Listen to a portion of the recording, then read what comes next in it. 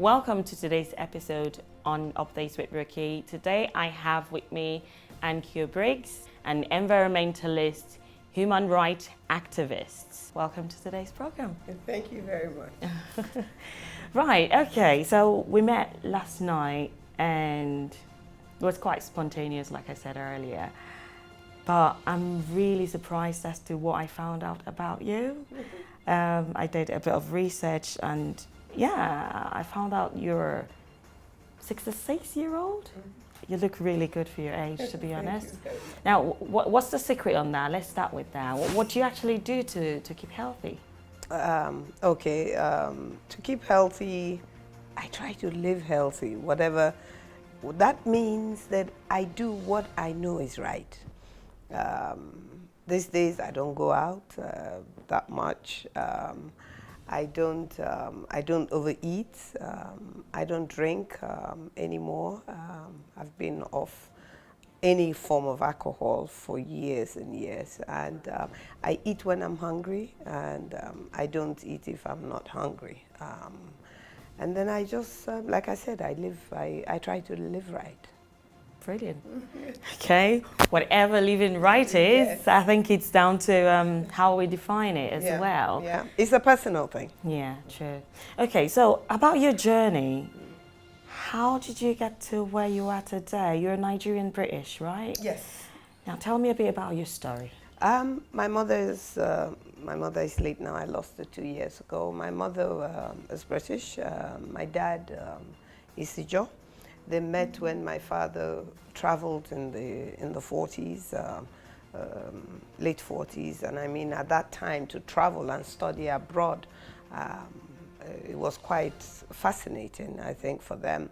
They met, got married, had me, and when my dad finished, he came back. Of course, I was in tow, and I was raised in the Niger Delta. I was raised in the community. I was raised with a lot of, with a high sense of what is right and what is wrong. In those days, when you're raised in the community and you're raised within the larger family grouping where my father's brothers see me as their daughter, and I see them as extension of my dad. So that sort of upbringing leaves something in you. But I think what was very, very important is the fact of responsibility and accountability, which is lacking today. And I think that's why we have the sort of governments that we have, because nobody is held accountable or responsible. But being raised, I was made to take responsibility even for my thoughts, for what I thought about. I was made accountable for them if I acted. In what way? Well, whatever. Normally, if you think at some point you're going to act on on the way you think, if you play in the playground, or if you obey or disobey, you've acted on whatever you're thinking. For you to act, a thinking process would have started. Yeah. And so when you act, you are acting on what you're thinking or what you've been told. But whatever action you take is your responsibility, and you have to own up for it. And so I was raised like that. And so I have a very high sense of responsibility, accounting for my behavior, for my thinking, and for other people's behavior and thinking, because it makes me to question or accept or not accept what even somebody else is thinking or doing. Okay. So how did you become an activist? What to you is being an activist? I mean, what I have explained so far is being an activist as far as I'm concerned, because you have to take responsibility. Yeah. I think that word responsibility is very important. It's very key to who I am. Like I said, I was raised in the creeks. Now, the creeks was the swamps, the mangroves, the waterfront. And when other children played in the playground. My playground was the waterfront. My playground was the creeks and the mangroves. So I knew them like the back of my hand. My father was a marine engineer, so his work was within the creeks. And so I was very close to my dad, and he would take me everywhere he went within the creeks, to the communities and places like that. And so I grew up in that type of environment that is very natural, and I enjoyed nature. I could hear the sound of birds. My dad used to take me hunting. My grandfather hunted as well, and my dad used to take me hunting for birds. Really yes, and in those days we could see monkeys and very beautiful birds and different mangrove and creek and forest animals. And after the Civil War, I traveled back to the UK, and when I came back in the late 70s and early 80s, what I saw was horrifying. I couldn't recognize the environment I grew up in because it was clogged with environmental pollution by the oil companies, and I was shocked. And so that was what my first interaction with reacting with the environment started. But even before then, the issue of the Civil War, the Ojukwu secession, and the reaction by the Nigerian government, and the genocide and pogrom that followed subsequently before even Ojukwu declared independence of Biafra, and eventually the war, the 3 years war of Nigeria started. I think all those things were the things that eventually brought me to the point when Ken Saro-Wiwa was killed. Before Ken Saro-Wiwa was murdered, I had already reacted in myself to the environmental devastation. And so when Ken Saro-Wiwa started his non-violent resistance and activities against the oil companies and the federal government of Nigeria, I was in my late 20s, early 30s, just starting my family, and but I felt what was happening to my people. And then when Ken Saro-Wiwa was murdered, something came alive in me and resisted what had happened to Ken Saro-Wiwa. And it was on the day that Ken Saro-Wiwa died, I was in Houston ironing in my living room when I made the decision, no, I have to go back home. I have to go back to the Niger Delta.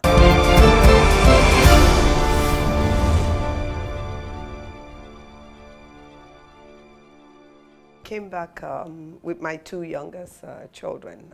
I have 4 kids, and there is a 13-year age gap between the first set and the second set. And I came back home with the second set in 1998, and went straight into. There were 4 and 5. 4 and 5. Were you not worried that they were too young to have in that kind of environment, knowing the kind of atmosphere that would surround them? Or no, I was not. If you bear in mind that the Niger Delta region is a region I grew up in. Yeah, but it has changed since then. Yes, River State is the state I grew up in, and when I brought them, I didn't take them to the creeks. We stayed in the capital of River State, which is Port Harcourt, and so they went to primary school in Port Harcourt, and subsequently secondary school, and then after secondary school they went back to the UK and continued their high school and then their university. Okay. At the time, was it their dad, or, well, you said you were a single mother, yeah. So was it your parents that were helping and looking after them while out there, or? You mean when they went back to England? Oh no, they were like teenagers. They went back. They went back to the UK after secondary school. My son was 16 when he left and went into to do his A levels, and then his younger sister followed a year or so later. to do her A-levels. It's just so single mothers Yes. or women can learn from your process, how you got to where you are, and they're not discouraged. Yes, I mean, having been in a marriage and then no longer in a marriage, I know what it's like to have a partner, to have someone who is also responsible for the greatest responsibility that you're handling is shared. But when it's not shared, you just buckle down and take both responsibilities of being a mom and a dad. Now, how I did that, I just made up my mind that my children will have the best. They will go to the best school that I can afford. They will have the best upbringing, and the only upbringing I know is the one that I had. And then, of course, subsequently, what I will pick up along the line that I am happy with, that is best for my children. And so I raised them to be God-fearing, to be respectful, which is the way I was raised, and to take responsibility and to do what is right. And I mean, if you take what doesn't belong to you, it's wrong. It's not yours. If you tell a lie, it is wrong. It's a lie. And the thing about life that I have found out, and I think I've known that as I was growing up, because I was told that that you take responsibility, and that whatever decision you make, you're responsible for it, no matter the circumstances that led to that decision. So even if you're in a very bad situation and you have to make a decision one way or the other, whichever of the decisions you make is yours. Whether you did it under duress, you decided to make that decision. No, maybe you had no choice, yes, but eventually you made that decision. So the circumstances may come into play, but you made those decisions. So that was my guiding force. But the most important thing is I fear God. I mean, I truly believe that there is a God, that there is God, and that he has a greater say and a larger say, and that I can only do so much, and that the final decision in what I do and say is completely, you go to sleep and you fall asleep and you just are not in control as to whether you wake up or not. I think when I think of that profound situation, that you fall asleep and you're not in control of your sleep, and you can't determine without an alarm when you're going to wake up. And even if you set an alarm and you're dead, you're not going to wake up. You know, so I've always believed that there is someone greater than me, that no matter what my plans are, that if that person says, no, it's not going to happen, then the plans will just not happen. So it wasn't easy. I mean, but what if your partner died? It's just the same as you not being with a partner, or you and your husband divorcing, or your husband leaving, or you leaving, whatever the case may be. But the reality is that you're alone, and you have 2 children or 4 children, and you're going to be responsible for them. I never believed that I had to sit down and wonder, okay, so why wouldn't this person be involved in paying the school fees? I just felt, hey, they're my children. I'm responsible for them. So whether they got an education or not was my responsibility. There are some women, though, that would choose not to work. They believe, okay, looking after children is being at home, being that mum that they would come back to. What would you say to women like that? Because in situations like that, like you said, what if the husband dies? What happens to such? You will just have to get up and do, because you see, you have to look after your children. You have to put a roof over their heads. You have to give them clothes. You have to give them shoes. They have to have an education. They have to go to the dentist. They have to take tablets for malaria and things like that. They have to play. They have to have birthdays. If you don't expect yourself or push yourself to do those things, who's going to do them for you? So the luxury of being a mom at home is a wonderful idea.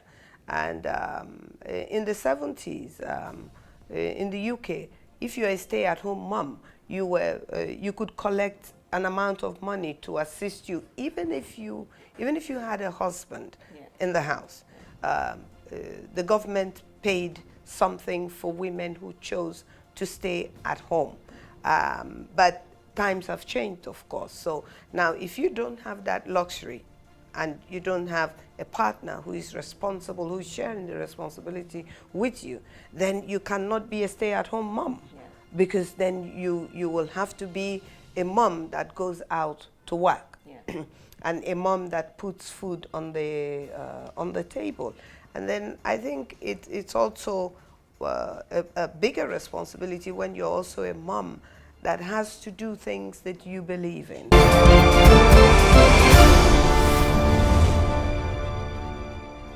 Do you think the people of the Niger Delta area have been lied to?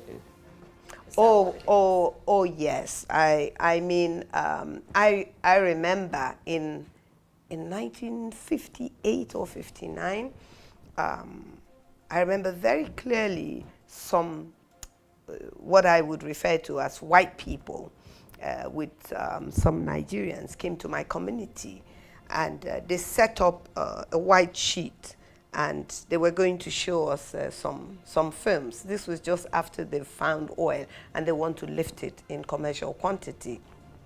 And I can still see the film today, what was shown. All of a sudden, all the chiefs and the leaders and the women and the children were gathered in the square, and they put this white sheet on, which now I know was like a screen. Yes, a projector. Yeah. And when they showed, what they showed us was people on the oil field, and then all of a sudden some black stuff gushing out. It was voiceless. There was no sound to it. You just saw the pictures. And then the men were hugging themselves and laughing. And so we started laughing, you know, because, I mean, you just followed what more or less you didn't. But the pictures were more or less telling the story, because you could see that the only reason why they were hugging themselves was because of the black stuff that was spewing everywhere. The narrative was that this thing they found is going to make money. And this money is going to come to every one of us, children. And then they showed a film of a white family, a husband, a dad and a mom, 2 children, a girl and a boy, coming out of the car, wearing shoes, sandals with white socks. And then, you know, some of my relatives said, "Oh, look at Ann," you know, because of their skin tone and all that. And so the story it told was that this is what life is going to be like. And I come from a community that didn't have a bridge at that time. You had to go by boat.